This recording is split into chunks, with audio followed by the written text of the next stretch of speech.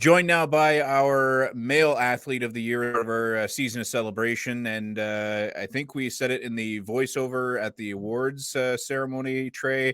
If it happened, you won it. How much was this? Needless to say, this season went about as good as possible. Did you even foresee coming into the year it going as well as it did? To be honest, I didn't. I was expecting, coming in as like an underdog first year and not having wrestled many of these older kids. So I wasn't expecting to do so well, but I knew I would be able to hold up because some of the kids I have wrestled before, because I also wrestle outside of Western. So other than that, it was like 50-50, I would say. Trying to So what I was gonna expect, yeah. you were expecting underdog, ended up being top dog. When you take a look at numbers, well, let's see, 17-0, undefeated in basically OUA competition. You outscored your opponents 156-3. Let me guess, you're still bothered by those three.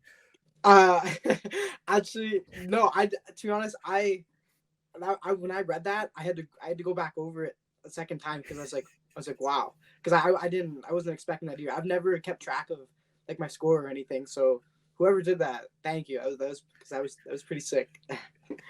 Not a bad thing to walk around with. Yeah, Yeah, I I know, was I know. 100. I was 156-3 in my first year. It's no Yeah. big deal. How difficult was the kind of competition? Obviously, because you're in that kind of lower weight class, and it's that's the best thing I know when people say from wrestling perspective. It's mono and mono because no weight differentials. Everybody's in the same kind of category. How tight and how competitive is that division? So when it comes to like the smaller tournaments, there's normally like a bunch of different people that you get to wrestle. But then once you start to get to like the top level, like OUAs or like provincials, then you start to see like more of the same guys that you like, and those are more of the top guys because all the guys who aren't as good, they start to like dwindle out, and then it's mainly all the same guys, like the top guys on the same side. So you start to see those guys every now and then, and I've wrestled probably a majority of the people, probably like 2 or 3 times. So when it comes to wrestling them again, it's like, do I want to change anything up when I wrestle them? Because they know how I wrestle now. So it's like, do I change something up, or do I wrestle how I'm gonna normally wrestle, and then they change something up? So it kind of gets to like mind games more than the actual wrestling, because how many times you've actually wrestled the same people, and you're not sure what they're gonna change next time they come out on the mat. So I was going to say, how much of it is obviously there's a bunch of preparation that goes into it, but how much is it preparation? How much is it change on the fly? How much is it a little bit of, let's see, they've scouted you and now you're trying to see play defense, or is it how does that for the layman fan that doesn't understand it, aka your sports information guy who's trying to get better understanding? yeah. How does the prep work go to the actual competition side of things? So for me, I find a lot of like wrestling, and when it comes to like the big tournaments, a lot of it for me is mental. So one thing that gets in my head a lot is my cardio. If my cardio is not good, or say I think it's not good, then I stop my whole game plan, which is like attacking the whole time and keeping the pressure. But if I think like my cardio is very bad, or like it's not at top level, like I start to sit back, and then I start to get scored on, and I start to not perform like to the best of what I know that I can do. So for me, a lot of it's mental, and then other than that, it's just like when you're not in season, it's just staying in like wrestling shape, just staying on the mat, and just having the feel, because it always comes back. But a lot of it is for me mental and cardio, which is two of the main things that help me get by. You go into OUs this year, you win, you get named Rookie of the Year, you get named Most Outstanding Wrestler to go along with it. Was that kind of OUs? Was that coming into it? I know obviously throughout the year, we're hearing from the team about various competitions going in. When we get to like the second, third, fourth event that you've been in, it goes along with the second, third, and fourth gold medal. We kind of I know from my perspective, I'm going, okay, this is something we got to keep an eye on. When you get to OUAs, was that kind of your statement event of kind of like, I'm here and I'm going to be here for a while kind of thing? Uh, I guess so. Yeah. OU's was because it was my first OU's, and I know last year they also didn't have OUs. Oh no, they had OUs, but they didn't have U Sports. So I was like, for me, it was like, okay, and this was probably one of the bigger. Normally, I don't get too nervous, but it was a big tournament, so I was like, okay, this is one of the bigger university tournaments, so I kind of got to dial in for this, and I need to let everyone know that like I'm here to stay. So I went in there, and then I wanted to make it to U Sports. That was the main thing, and then I performed well at OUs, and then I was excited for U Sports also. And then actually, U Sports didn't go too bad either, really. No, U Sports went pretty good, yeah. But there was a funny story actually for OUs. So when I was called, what was it? Was it Rookie of the Year or no? Rookie of the Year, yep. Rookie of the Year. I wasn't there to get the award presented to me because I was being drug tested. So, and like when I get drug tested, I'm not allowed to like they basically like keep me in like a little room and like I'm not allowed to leave. So I get like a text like 10 minutes like, Trey, where are you? Like you're being called out for an award. I was like, oh, and I had to tell the guys like, hey, I'm getting an award. He's like, no, you can't leave. I was like, come on, it's like an award. So, and then he let me leave. It's like, and I got back. You can come with me. Yeah. So he followed me, and then I got my award, and I took some pictures, and then all was good. And then we went back to the little dungeon. So he gets Rookie of the Year, gets the Most Outstanding Wrestler. Then you go to U Sports. I know it's not easy, but does it feel weird that you made it look easy this year with kind of how kind of successful you were, or was that just more preparation and execution kind of thing? I think it was a lot of it was, I'm not saying it was easy, but it's easy if you really put in the work. So like a lot of my teammates, like some, because they don't show up, everyone has school and stuff, but I try to make sure I showed up to every practice. And I'd always have like at least one or two teammates. I'd be like, hey, like, can you come today? Can you help me work or whatever? And then we'd always put in the work during practice, and may not always be the same guy, but it was mainly my team and coaches. We'd always have something set up for me. So I was always doing something, and I was always basically in shape. So when it came to like the big tournaments and stuff, it wasn't hard. So all the work that I put into it, basically it made it look easy, which was good. So the real grind was like at practice. So that's what real grinds at practice, not when you're in the middle of provincials and national championships and just kind of that's when it's just like, all right, let's finish out the plan kind of thing. Yeah. 7-0 between U Sports and OU's, a couple of pins, 5 technical victories. Oh, and by the way, 54-2 at the biggest championships of the year. Is it just one of those scenarios where maybe now that the season's kind of just finishing sort of thing, you're kind of sitting back and going, all right, that went as well as, if not better than I could have expected? Yeah, stuff like that is stuff I've never thought about until you actually see it on paper. So normally it's just like people are like, how'd you do? I did pretty good. I won this tournament. But like when you see the actual stats, it's like, okay, that's pretty cool. And it's pretty exciting to see actually, because I never think about that stuff. So yeah, that's good. You get to the awards. I'm guessing you probably had an idea that you were nominated for Athlete of the Year sort of thing, but were you surprised when the announcement was actually made, or did you kind of go, all right, I'm pretty pumped about that, the fact that you are the male athlete of the year for the entire university? No, I was 100% surprised, because I got the email saying like you were nominated, so, and like that I have to prepare a speech. I was like, I'm not going to prepare a speech because I'm probably not going to win. So then I went there, maybe thinking I was going to win like a wrestling award.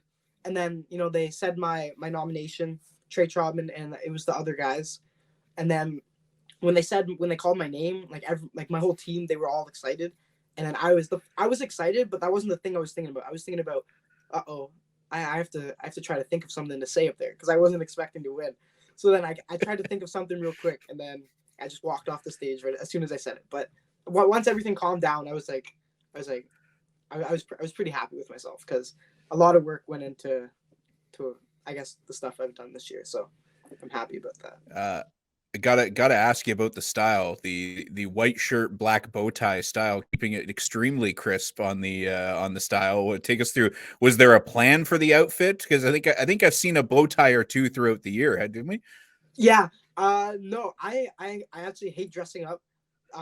But at OU's, I wore it was just a black dress shirt and a bow tie, and I was like, I don't want to wear the same thing again for another banquet, so I just switched the white shirt and then wore the same bow tie. So I was like, yeah, not a lot of stuff goes in, not a lot of effort goes into what I wear, but I guess I had to switch it up. I couldn't keep it the same, so. But you can wear a Mustangs hoodie all day long, especially when you're winning at that kind of clip sort of thing. I think you can pretty much walk around with whatever swagger you want, sort of thing. all right, that sounds good. The other thing too, I know I was talking to Scott, and especially kind of after the first couple weeks, Scott Proctor, the head coach, you know him well. I'm just referencing for those who don't. He had said to me kind of early on when first few tournaments sort of thing, when you were winning, I kind of said to him, I was like, tell me about this guy. What's he all about and stuff like that. And he said, he's extremely dedicated, but extremely humble. How important is that for you? Because like even hearing you speak at the banquet and after a couple events and stuff like that, to have the success you have, but at the same point, you're extremely humble about it, sort of thing. Is that by design, or is that, I know for some people that's a family or a parental input of like, put in the work, but don't take the don't accept your own flowers kind of thing? Yeah. I don't know. It's just one of those things. I don't like a lot of attention. So I like to keep things like on the for the down. record, you're gonna have to get used to it. Just saying. I know, and it's not something that I really like too much. I like to just let my performance show. I don't like to talk too much because like again I don't like all the attention on me. I just like to keep things on the down low and just I don't know, try to be normal, I guess. And then when it comes to performing, and I just let whatever I do show. So.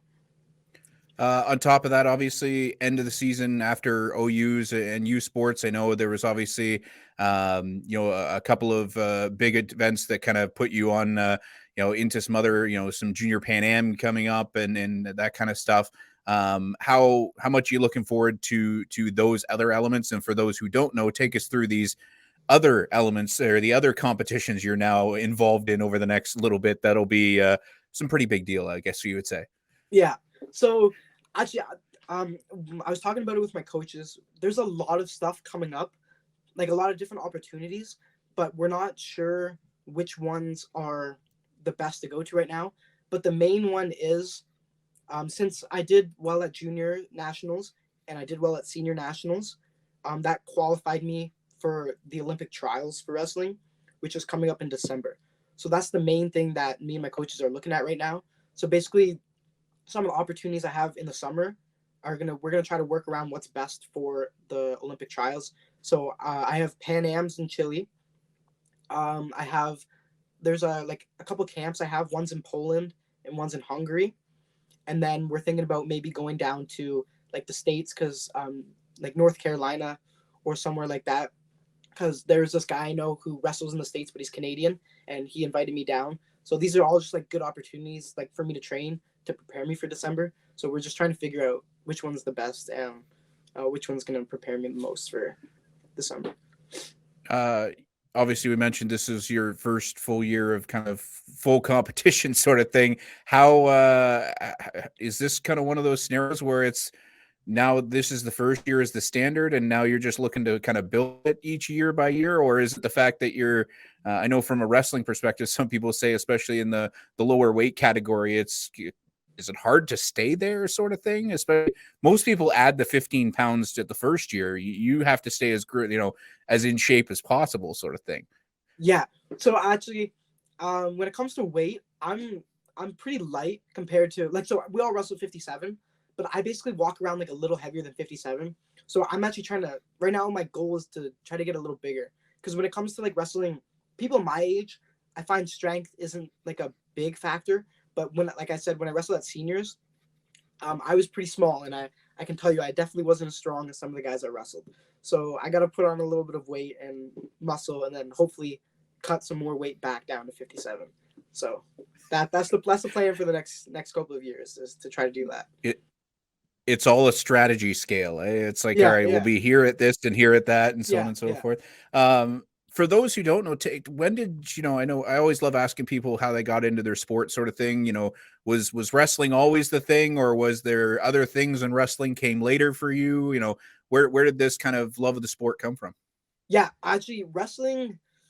I never wanted to wrestle, so I started off with jujitsu and boxing, and I still do. I still box. Not as much jujitsu, but so I've been doing martial arts for like a long time. But since I've been, I think it was 5 or 4, and then basically, when you get to a certain age for jujitsu, a lot of people start to like die off and they start to quit because other stuff comes up in life, and then we found out a lot of people started to move to wrestling.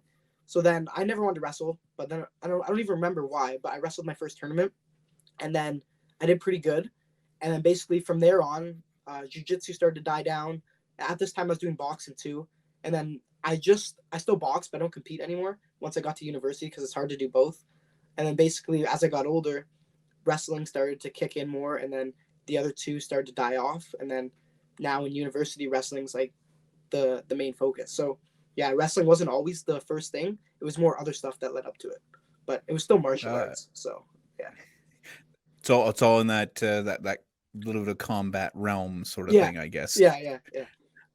Um, kind of as you go forward, have you kind of set you talked about, you and your coaches have talked about, various events and stuff like that. Is there kind of the vision board thing going on where you're kind of like, all right, first year, this, and I'm sure there's like every check mark next to it. And then now it's like, all right, next year we're going to do this, and next year we're going to do that, and the next year we're going to do that. Or are you just kind of one of those, we'll live in the now type of people?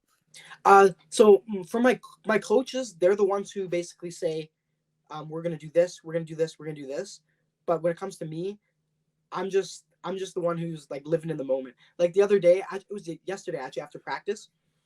There's another nationals coming up. It's called U23. I wasn't even planning on going to this. I thought I was just gonna just train, and they called me over after practice like, hey, you're gonna go to this. I was like, oh, all right.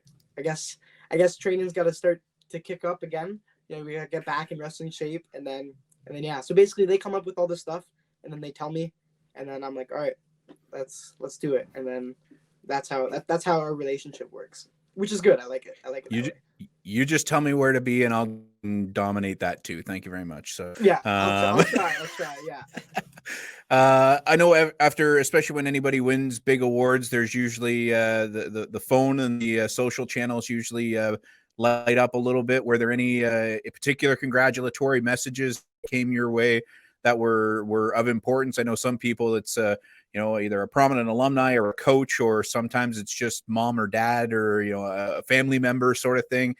Were there any kind of special messages you got after it was announced that you won Male Athlete of the Year? For me, it was probably more of my family and my friends. A lot of them were surprised because I didn't really tell anyone. Western posted it, so I was really happy that Western posted it actually, and then I reposted it, and then a lot because I didn't tell anyone in person. A lot of people were like, oh, you won this, like, good job. I was like, thank you, I appreciate it. So it was more the messages of getting from people that I didn't tell or people that I didn't know knew about it. It was more of like a surprise to me, and I was like, I appreciate it. So it was good. Very seldom, I won't say if ever, but very seldom do first year athletes win an athlete of the year sort of thing. But I know on top of that, especially with the overall program, I know I was talking to Shona Branton from our saying about how proud she is not only just to win it for herself, but the fact that the swimming team got recognized. Was it the same thing for you, for kind of pride of seeing the wrestling program get recognition for kind of what they're putting in and working with you on, but obviously just kind of as a program as a whole? Yeah, that's exactly actually. Me and my coaches were talking about, or me and Scott were talking about how like winning this. So like a lot of people know about wrestling, but it's not like the first sport they think of on their mind. So being able to win it as a wrestler, athlete of the year, I find it puts wrestling a little bit out there on the board, so people know we're still a sport, and it's still fun, and it's a hard sport. So it's good that everyone gets to know that. I guess I was part of the wrestling team, and that all the other teammates who wrestled too, they're kind of put out there too, which is good. And then on top of that, how much do you feel like, as you said, this is the athlete of the year in the first year. And I've heard, I look back to some other athletes before. I remember Kate Current from track, when she won female athlete of the year, she kind of said the next thing she had on her vision was a purple blanket. Have you kind of, are you kind of thinking, well, if I got it this year, I kind of want to get it a few more times, sort of thing? Cause you've got a few more opportunities, sort of thing. Yeah, actually, I don't know. We'll just see how. I would like to win it again, or I would like to win, something else. But the first thing is winning the tournaments, and if I perform well, then hopefully something cool happens from whatever I win. So that's the main thing, is making sure I'm able to do what I can in order to get the award. So. And the long-term goal, obviously, I'm sure at this point is, as you said, you're doing well in those junior nationals or the Pan Ams. I know the Olympic trial thing. I'm assuming the Olympic word is the longer term goal, sort of thing. Yeah, that would be the longer term goal, which is actually, to be honest, not that long term right now. I guess because it's coming up in December. So I guess if I don't make this one, then there's the next one, because I'm still 18, so I still got a couple years, I guess, to try to qualify for that. But that's a pretty hard process, so I'm hoping I can do it. Well, you just wave around those numbers a few more times, and I'm sure people are gonna go, wait a second, we got to keep an eye on this guy. He knows what he's talking about. So, Trey, thanks for doing this, man. I appreciate it, and best of luck with everything this summer. And I have a feeling you and I will be bothering you more and more throughout the next couple of years. So I will apologize in advance. But when you're doing as well as you are, we don't mind, waving the pom poms around as much as we can for you. That's okay. I appreciate it. Thank you for having me out.